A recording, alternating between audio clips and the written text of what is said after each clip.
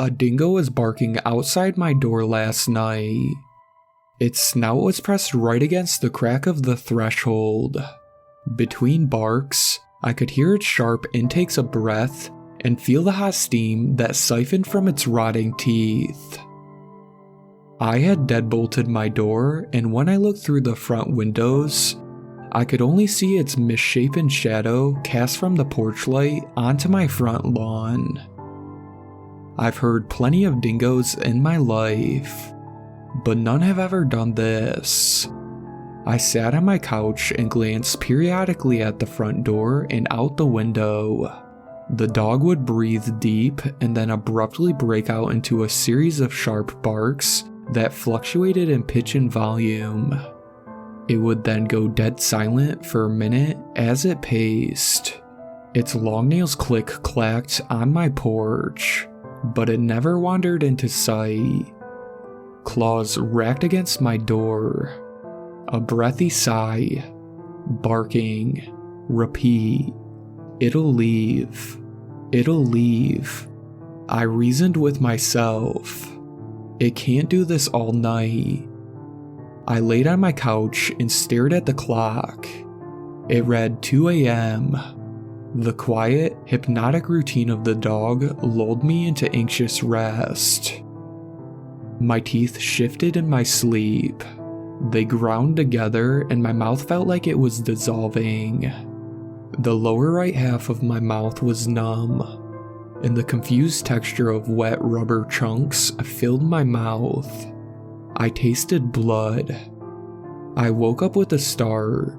I heard the deadbolt unlatch and saw the light in the entry hall shift as the door opened. The floorboards creaked and a shadow click-clacked over the hardwood floor. My heart shuddered and melted. The dingo was inside. It sniffed and wheezed, then walked into the kitchen. I stared at the ceiling, petrified with fear. How did it get in? What if it's sick? What if there are more? The dingo tapped across the linoleum in my kitchen, then stopped. It scratched at one of the cabinet doors like it was a washboard. Then it walked into my dining room. It was getting closer to me. I pressed against my diaphragm, trying to will myself to sit up. My body resisted. Panic internalized in me, and I tried to rationalize my fear. This was sleep paralysis. There was no way the dingo had gotten through my door. It padded down the carpet into my hallway, past the bathroom, past the garage door. It was in the living room. I smelled its mangy fur. I could taste its rattling breaths. My neck pulsed as I tried to whip myself free. The side of my head tingled from its wild gaze. I whimpered.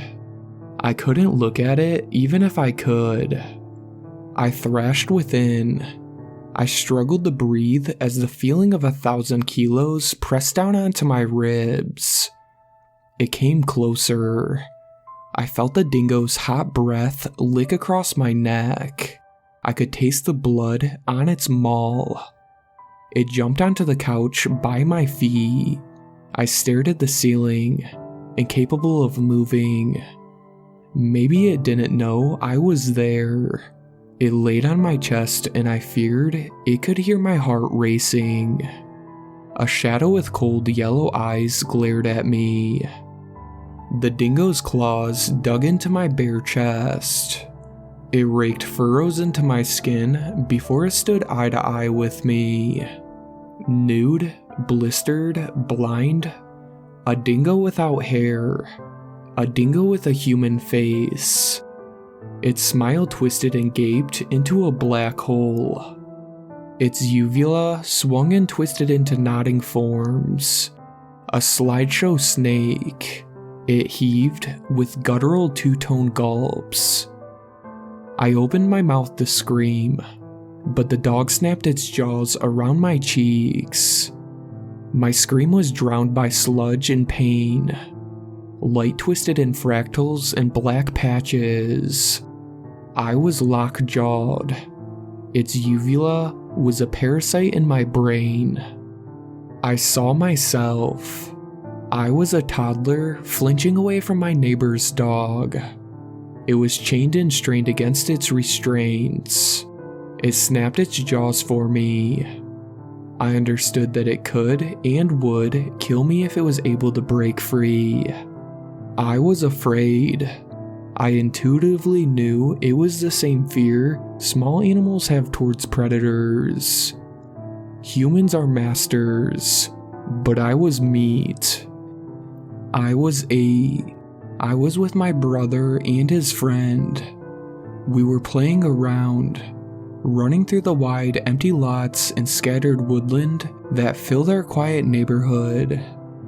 That squat, muscular dog sat in the center of the road. Its tongue lolled, and globs of drool fell onto the hot cement. Its yellow eyes locked on me. I screamed for my brother. It didn't make a sound when it came for me. A silent hunter. We scattered. But I was the smallest, the weakest. It plowed through me, knocking me to the ground and dragging me by the shirt across the pavement. It tore through my bicep, then latched its jaws hard into my shoulder. It twisted and tugged and shook its head, back and forth trying to snap my spine like I was a hair. My brother tried pulling the dog off me as my friend ran for help.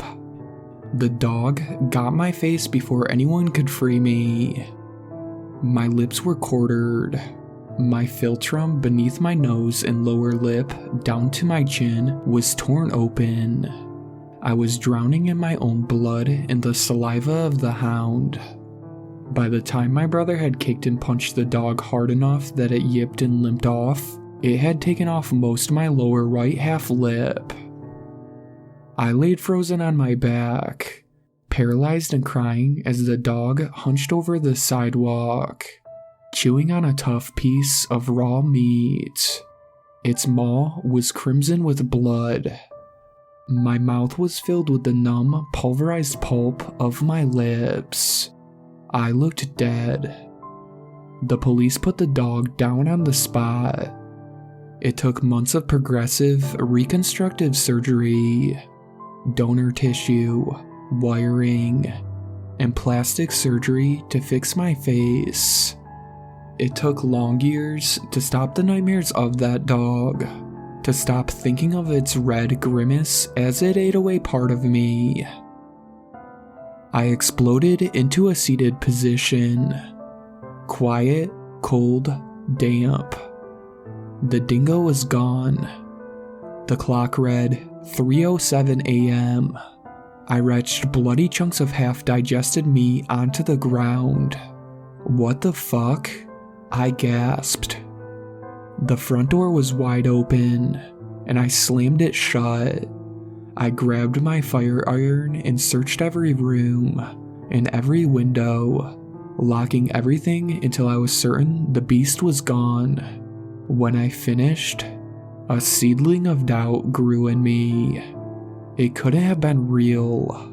But when I entered the bathroom, I saw my face. Pinprick punctures surrounded my mouth, etched in and along the faded surgery scars. Blood dribbled down my chin, and I held a bleeding claw mark running down my chest. The punctures were like tiny teeth, the needles that sewed my mouth together with foreign flesh. I was swallowing my heart, not a dream.